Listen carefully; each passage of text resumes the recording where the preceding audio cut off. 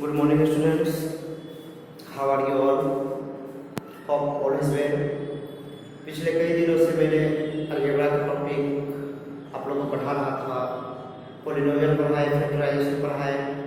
सोचा कि आप लोग ये अलजेब्रा पढ़ते पढ़ते बोर हो होंगे, इसीलिए मैं आज एक चैप्टर ज्योमेट्री का पढ़ाने जा रहा हूँ।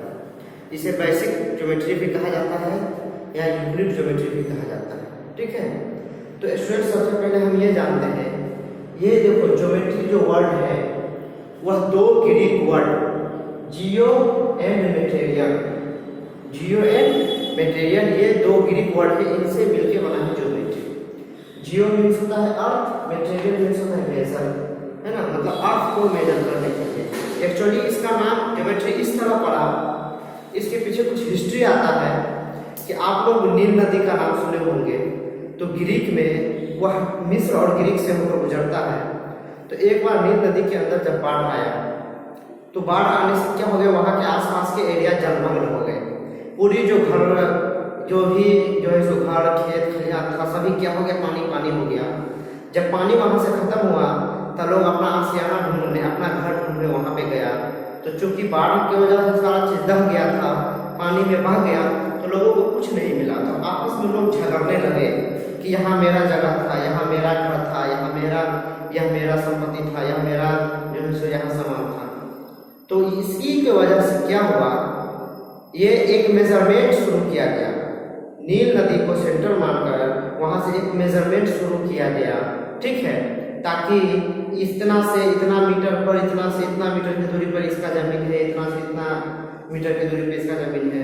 तो इसीलिए इसे अर्थ मेजर के नाम से, ज्योमेट्री के नाम से जाना जाता है। ठीक है, ये कुछ हिस्ट्री था ज्योमेट्री का।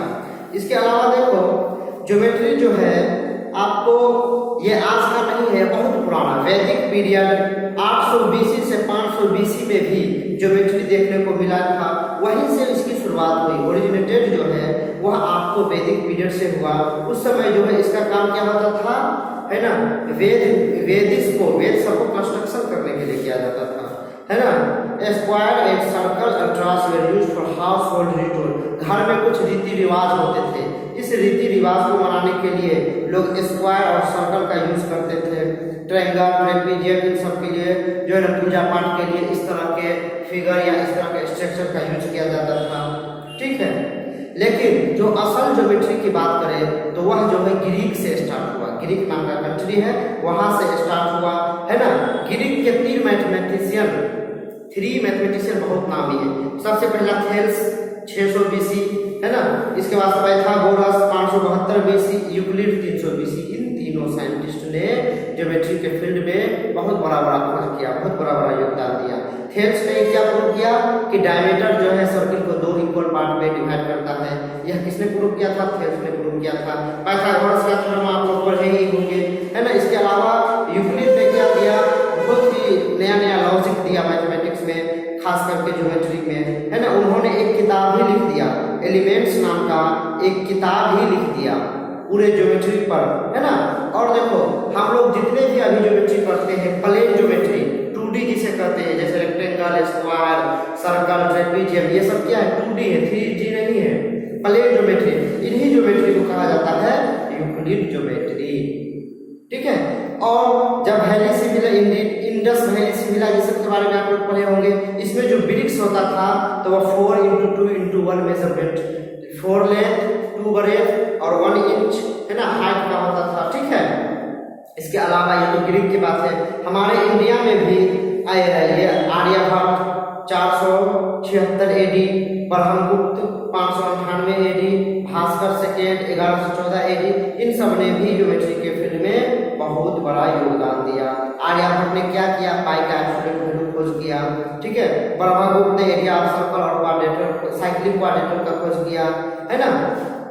Bhaskar second gave a dissection proof, Pythagoras theorem का डायजेक्शन वाइस वर्सा प्रूफ उन्होंने दिया।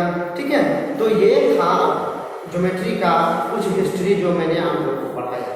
अब हम स्टार्ट करते हैं बेसिक ज्योमेट्री से। ठीक है, तो चलिए, ज्योमेट्री का सबसे यूनिट जो है वो पॉइंट होता है। जैसे आप किसी बिल्डिंग को बनाते हैं तो क्या होगा, आपको कई सारा ईंट को जोड़ कर दीवार बनाते हैं, कई सारा दीवार जुड़कर एक जो है ना रूम बनता है, कई सारा रूम मिलकर एक बिल्डिंग बनता है ना। तो यह जो है इसको पॉइंट को हम नींव होता है ना, नींव जो नीचे छत का जो नींव डलाता है, हम ज्योमेट्री का नींव पॉइंट शुरू करते हैं। पॉइंट्स क्या होता है तो देखिए, मैंने सपोज करो यहाँ एक पॉइंट्स दे दिया, इसका नाम दे दिया ए। अब देखिए पॉइंट एक एग्जैक्ट लोकेशन है, इसका ना कोई लेंथ होता है, ना कोई ब्रेड्थ होता है, ना कोई हाइट होता है। अभी हम जितने सारे आपको टॉपिक पढ़ाने जा रहे हैं, इन सब का मैं आपको नोट बना के भेज दूंगा, आप लोग नोट कर लेंगे कॉपी में। अभी सिर्फ सुन लीजिए, समझ लीजिए, ठीक है। तो पॉइंट्स क्या होता है, it is the exact location which has no length, no breadth और नो हाइट। ना पॉइंट का ना लेंथ है, ना ब्रेड्थ है, ना हाइट, ये सिर्फ एक लोकेशन दिखाता है ना। इसे आप किसी भी अल्फाबेट नंबर से क्या कर सकते हैं, डिनोट कर सकते हैं, ए बी सी डी किसी भी चीज से, है ना।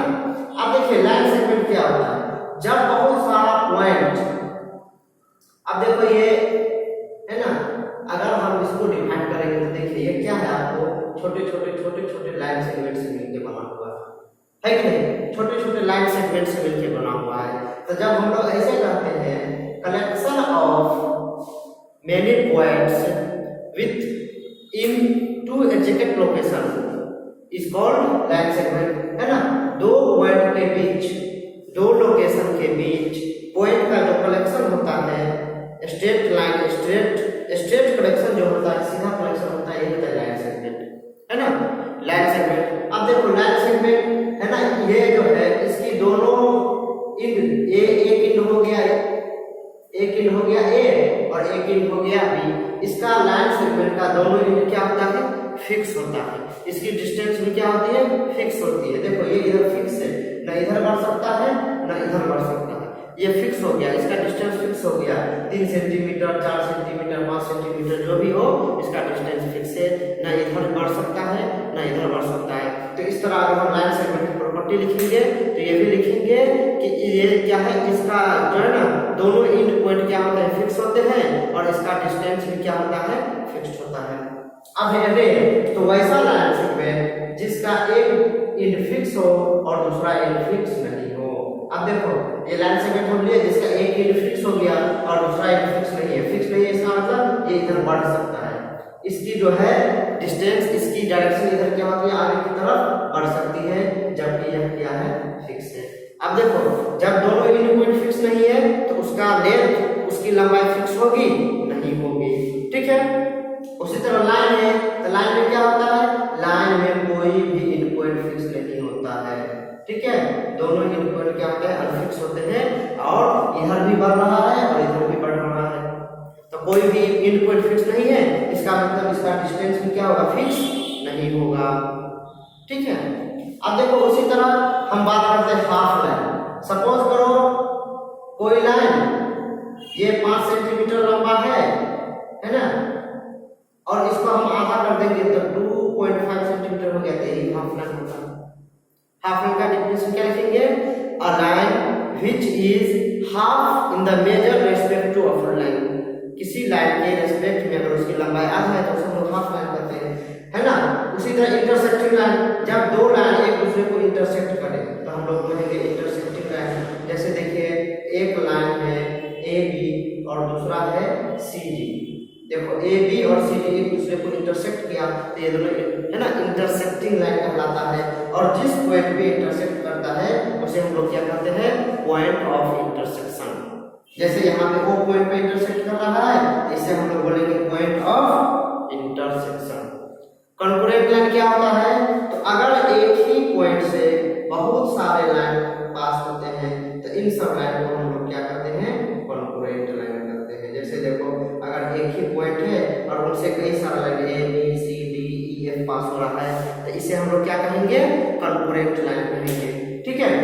कोलिनियर पॉइंट्स क्या होता है, तो एक ही लाइन पे अगर बहुत सारा पॉइंट आपको मिल रहा है, जैसे देखो ए बी सी, ये एक ही लाइन है और यहाँ पे ए भी पॉइंट है, बी भी पॉइंट है, सी भी पॉइंट है, ये सारे पॉइंट क्या है, एक ही लाइन पे जो है ना, एक ही लाइन पे लाइन कर रहा है, तो इन सारे पॉइंट्स को हम लोग बोलेंगे कोलिनियर पॉइंट्स। अच्छा इसी में हम ऐसे कर दे, अगर हम ऐसे घुमा ले, अब बोलेंगे हम आपको बोलो डी और ई, ए बी सी और डी और ई ये सारा कोलिनियर पॉइंट है तो नहीं है, सिर्फ ए बी और सी कोलिनियर पॉइंट्स माना जाएगा, क्योंकि ये जो पॉइंट्स हमेशा ये स्ट्रेट लाइन में होनी चाहिए। यहाँ से देखो लाइन ये क्या हो गया, अलग लाइन चला गया, इसीलिए ये दोनों कोलिनियर पॉइंट इस लाइन का नहीं होगा। अगर डी की कोलिनियर पॉइंट होगा तो इस लाइन का होगा, ठीक है। तो एक सीधे लाइन में जितने भी पॉइंट्स आते हैं तो उसे हम लोग बोलते हैं कोलिनियर पॉइंट्स, ठीक है।